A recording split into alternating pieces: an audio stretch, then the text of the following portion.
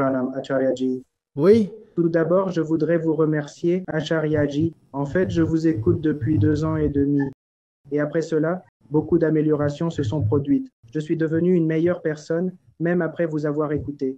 J'ai également commencé à adopter le véganisme et je suis maintenant complètement végétalien. Acharyaji, ma question concerne le changement climatique. Avant cela, nous étudions à l'IIT et nous pensions que le changement climatique était en réalité un problème technologique, comme si seules les émissions de carbone existaient et que les énergies renouvelables et les véhicules électriques étaient les solutions. Nous faisions même des recherches à ce sujet. J'avais donc la même idée que le changement climatique était un problème technologique.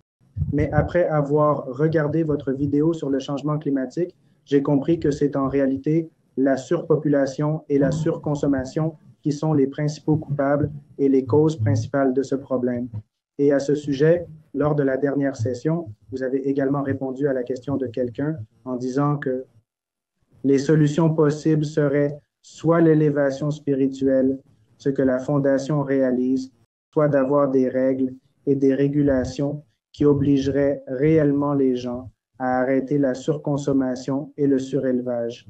Alors, comme nous faisons l'élévation spirituelle de notre côté, ce que j'aimerais savoir, ce sont vos avis sur ce que, disons, les institutions ou les gouvernements devraient faire, sur quels aspects ils devraient travailler et comment nous, ceux qui vous écoutons, pouvons contribuer à l'autre partie de la solution, comme les règles et régulations dont vous parlez, que le gouvernement ou les institutions devraient mettre en place pour l'autre côté de la solution. Je voulais connaître votre point de vue à ce sujet. les gens doivent être éveillés. Et ces personnes éveillées doivent élire des gouvernements qui écouteront les voix éveillées. Si les gouvernements, savant que leur banque de vote s'en moquait totalement du climat, alors pourquoi prendront-ils se donner la peine d'imposer des réformes, des réglementations et des taxes qui ne se produiront pas? Donc la solution ne peut vraiment pas venir des gouvernements. La solution doit venir d'un éveil de la conscience collective. Ou la solution doit venir d'une sorte de dictateur bienveillant. Il dit, même si les masses ne sont pas éveillées, je vais appliquer la réglementation. Mais ce genre de choses n'est pas préférable. C'est mieux si les masses elles-mêmes décident que l'action climatique est importante, et si les masses décident cela, alors les dirigeants devront écouter les masses. C'est ça le principe même de la démocratie. Donc, au niveau de la base, vous voyez qu'il doit y avoir un éveil de masse. Beaucoup d'efforts doivent être faits pour sensibiliser le public commun. L'action climatique doit faire partie du manifeste électoral des partis politiques.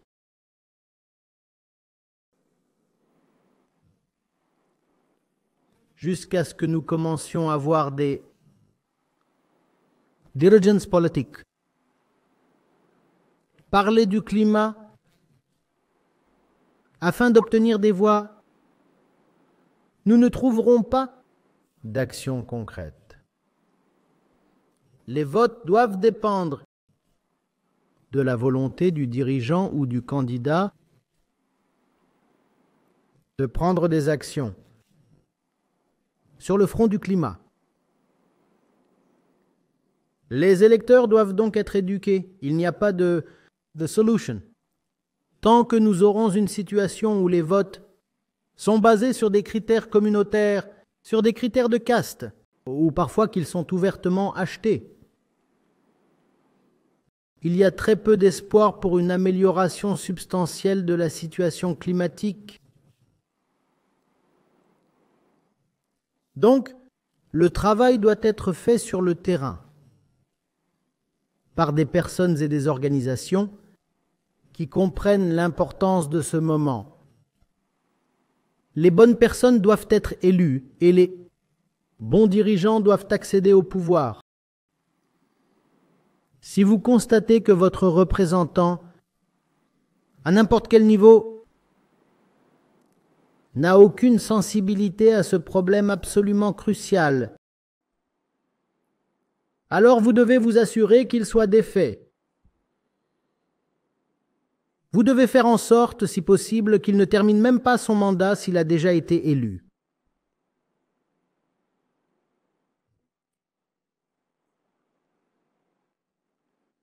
Vous voyez, toutes les personnes ne peuvent être éduquées en peu de temps. Et quand je dis courte période, j'entends une période de quelques années. Mais même si vous avez 10 à 15% de personnes qui font de l'action climatique une priorité élevée, un critère majeur lorsqu'il s'agit de décider de leur vote, alors vous trouverez un grand mouvement.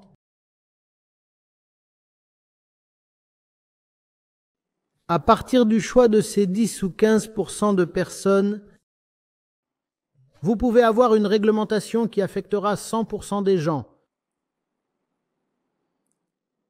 Dans une économie, vous voyez, dans une démocratie, vous voyez, 10 à 15%, c'est un très très grand nombre. Une part de vote, un changement de 1% suffit à renverser la situation. 10%, c'est comme un tremblement de terre. Cela renverse tout. Donc, si vous pouvez avoir seulement 10% de personnes qui disent « Notre priorité absolue est le climat » et que nous voterons pour le candidat qui est à l'écoute du climat, alors vous aurez une réglementation, comme nous l'avons dit, qui affectera et sera contraignante pour 100% de la population. Et la réglementation est nécessaire. La sensibilisation de masse ne suffira pas.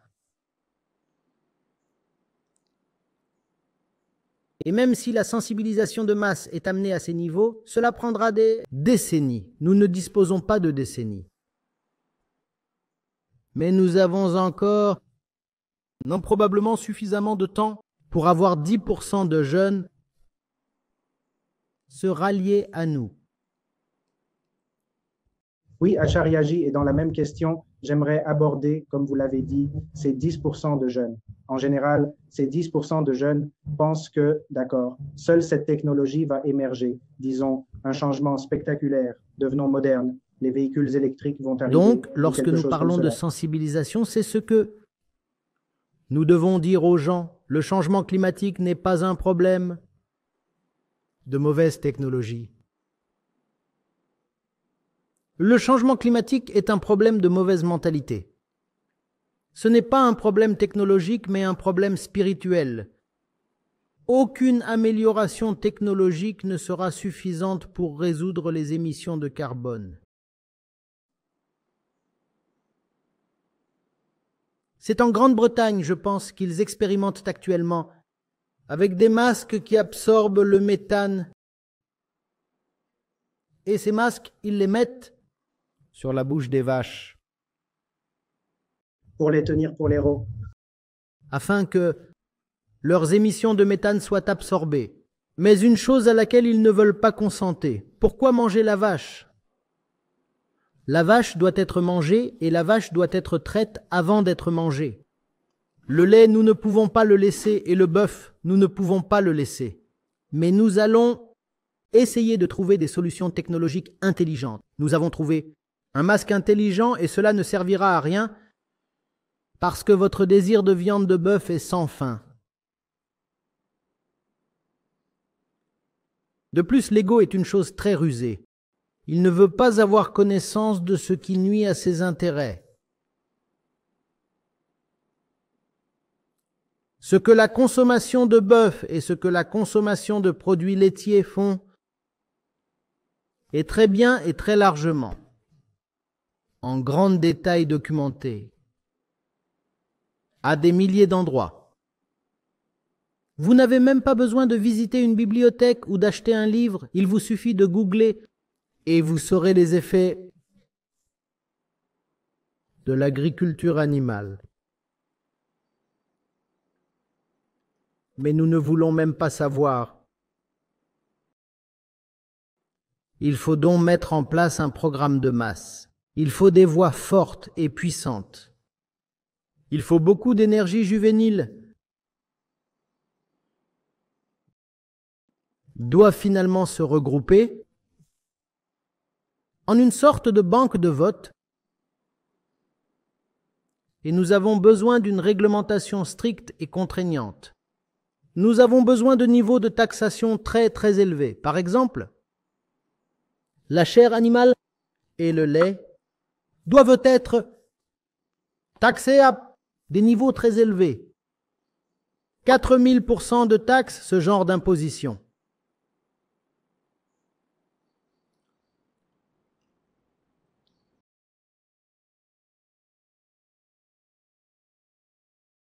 Donc, Acharyaji, en tant que solution, Laissez-moi finir. Au lieu de cela, ce que nous avons, ce sont des gouvernements qui soutiennent la chair et le lait. Ils appellent cela la révolution bleue, la révolution rose, la révolution blanche. Ce sont les types de gouvernements que nous élisons. En fait, le plus grand soutien à la destruction du climat vient du gouvernement. Si vous voulez, importer du matériel pour votre abattoir mécanisé, vous serez subventionné par le gouvernement aux frais du contribuable.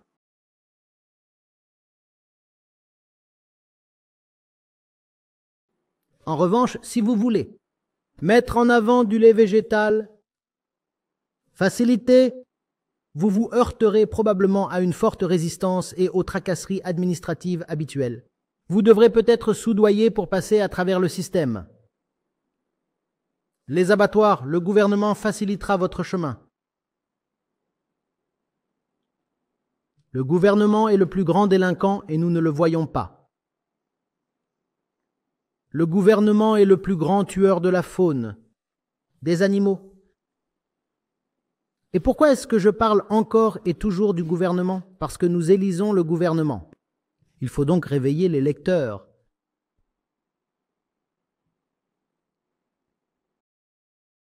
Acharyaji, comme vous l'avez dit, les lecteurs doivent être éveillés. À cet égard, j'ai parfois essayé d'amener les gens autour de moi à s'intéresser à la spiritualité et à comprendre les choses. Mais en général, j'ai observé que certaines personnes qui sont vraiment un peu honnêtes acceptent les choses. Mais la plupart du temps, lorsqu'ils réalisent que quelque chose nuit à l'heure, ils tentent de l'empêcher. Et surtout quand il s'agit de quelque chose de spirituel, ils essaient d'aller de l'avant.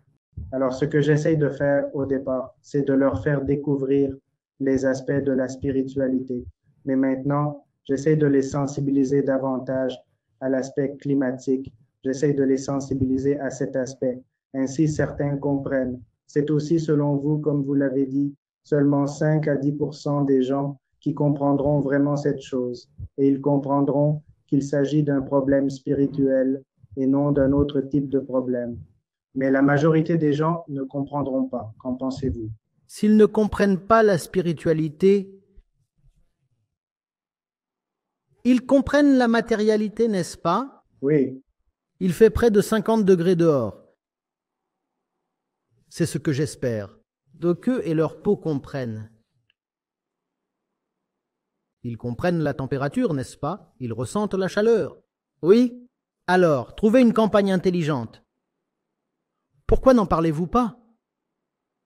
Qu'il y ait un climatomètre. Montrez comment nous souffrons tous, et à cause des actions insensées de la majorité. Faites les calculs et montrez comment. Chaque gramme ou livre de chair que vous absorbez contribue à l'augmentation de la température. Comment votre consommation insensée de lait n'est pas innocente, pas du tout inoffensive. Comment c'est une fausse idée de consommer des produits laitiers et pourtant se qualifier de végétarien?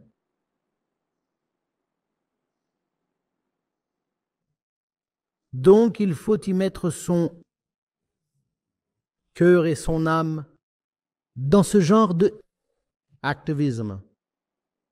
Le défi est de taille et le défi n'est grand que parce que les récompenses seront très gratifiantes.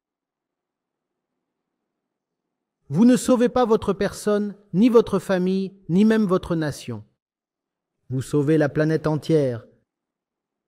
Vous n'avez même pas idée des milliards, des trillions d'êtres vivants que vous sauvez. C'est dire l'énormité du défi et donc de la possibilité. Cela n'en vaut-il pas la peine?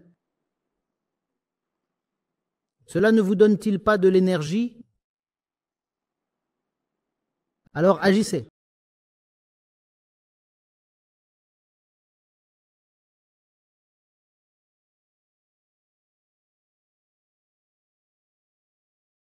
Merci.